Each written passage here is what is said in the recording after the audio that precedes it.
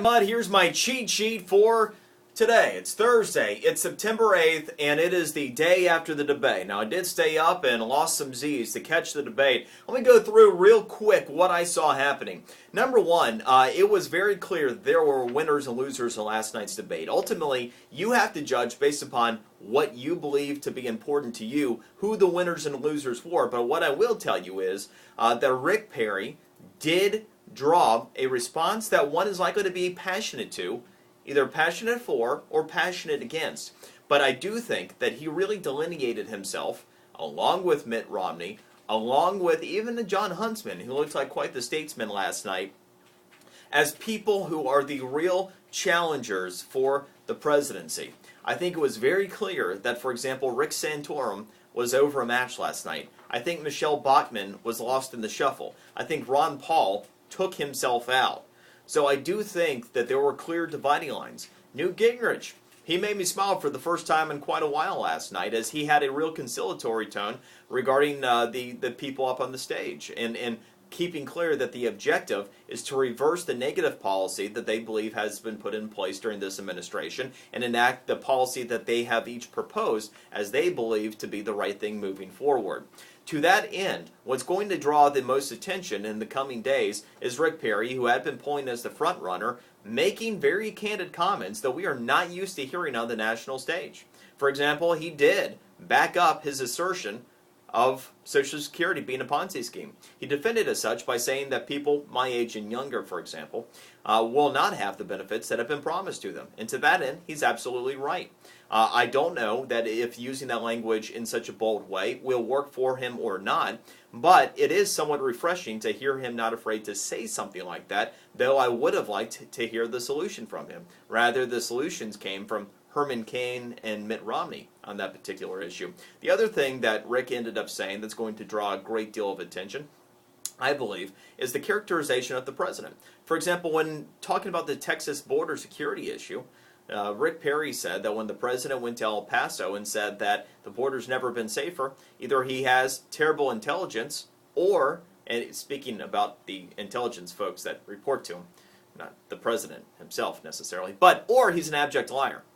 And using terminology like that is just something you're not used to hearing about. That's why I think he's going to become a little bit polarizing, but polarizing in a lot of cases can equal passion. So the question is, are you with him or are you against him? Or perhaps you're for someone like Mitt or whomever. So there were those very clear dividing lines. I do think that you're going to see a candidate or two drop out here in the very near future. The next debate will actually be a YouTube, Google, Fox News thing coming up here in about 2 weeks or so.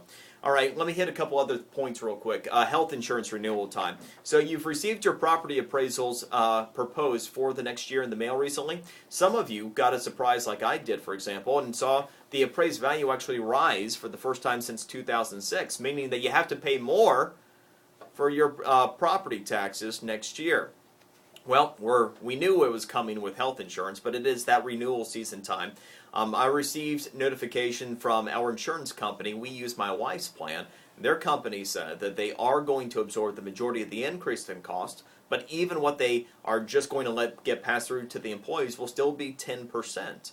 And so you do need to get ready for the double-digit increase in healthcare costs next year. I know I've been talking about it, but it's getting ready to become a very real issue in our budgets. And so, the issue of healthcare will wage on. In the meantime, what you're going to have to budget for next year is likely to be that double-digit increase. U.S. Chamber of Commerce gave us some news that was welcome yesterday. They said that while they don't think that the economy is going to grow sustainably in the next couple of years, they also don't think it's going to enter a recession.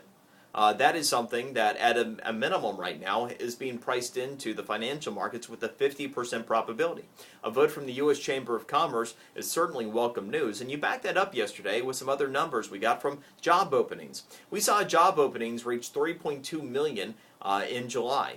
That is the highest level we've seen since August of 2008. So 2 pieces of decent economic news yesterday. We don't often get that these days. On the flip side, the news is not as good for the entrepreneur.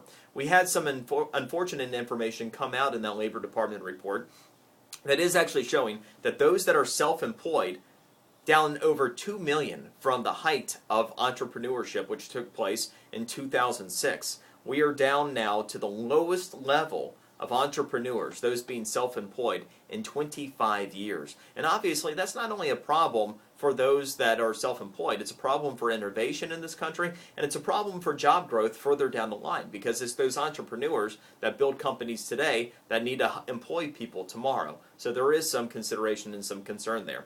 Meanwhile, lockout and recession? What lockout and recession? Madden didn't notice. EA sold 1.4 million copies of Madden NFL in the first week.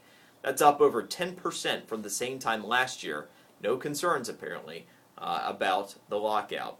Power demand. It's actually expected to drop 0.5% over the next 10 years after rising 2.25% over the past 30 years. So there is some interesting and good news there. More information on my cheat sheet along with a complete breakdown of the debate. That's all for today. We'll see you tomorrow.